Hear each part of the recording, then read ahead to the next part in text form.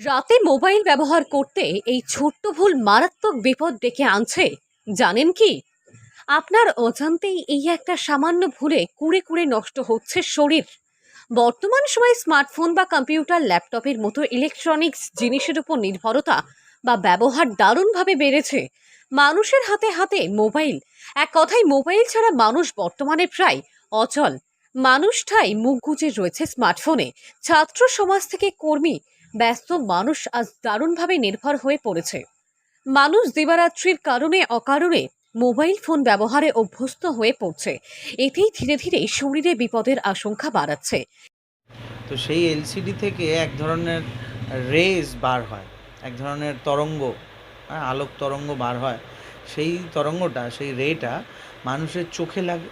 তাতে সোজাসুজিভাবে চোখের যেমন একটা ক্ষতি হয়ই, তার থেকেও বেশি সেই রেগুলো আমাদের বিভিন্ন নার্ভ সেলগুলোর মধ্যে দিয়ে ব্রেনে গিয়ে এফেক্ট করে। তো ব্রেনে এফেক্ট করার জন্য কি হয়, আমাদের ব্রেন সেলগুলো স্টিমুলেটেড হয়ে থাকে।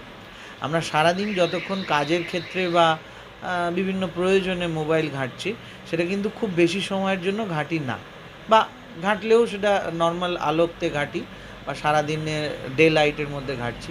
কিন্তু বিশেষ ক্ষতিকারক মোবাইলটা হয়ে যায় যখন আমরা রাত্রিবেলা ঘুমানোর আগে বিছানায় গিয়ে মোবাইলটা দেখতে থাকি। বর্তমান সময়ে ছোট বড় সকলের ভীষণভাবে স্মার্টফোনের উপর নির্ভরতা বেড়েছে। এদিকে সারাদিনে স্মার্টফোন ব্যবহারের প্রবণতা বাড়ছে মানুষের।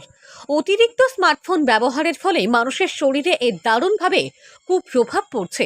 এই নিয়মে বদল আনতে পারলে বিপদের ঝুঁকি কম হতে পারে বলেই জানাচ্ছে অভিজ্ঞ ডাক্তারবাবু মনশিদ জানা।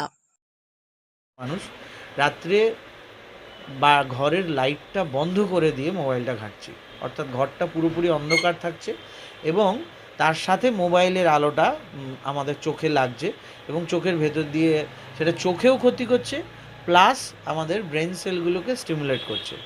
সবচেয়ে অসুবিধার কারণ, সবচেয়ে অসুবিধার ব্যাপার হচ্ছে যে যাদের ঘুমের সমস্যা অর্থাৎ ইনসমনিয়া ডেভেলপ করছে, তারা যদি মোবাইল ঘাঁটেন তাদের কিন্তু ঘুম আসতে আরও দেরি হবে।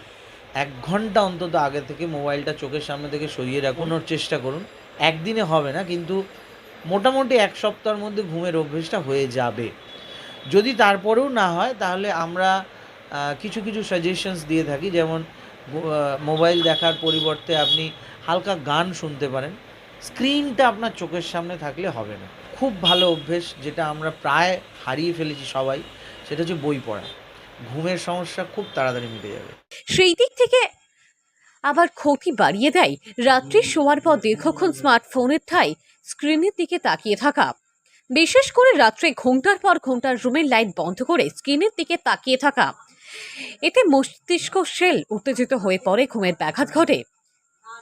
এর ফলে শরীর খারাপ হওয়ার প্রবণতা বাড়ে। হাওড়া থেকে রাকেশ মাইতির রিপোর্ট, লোকাল 18 বাংলা।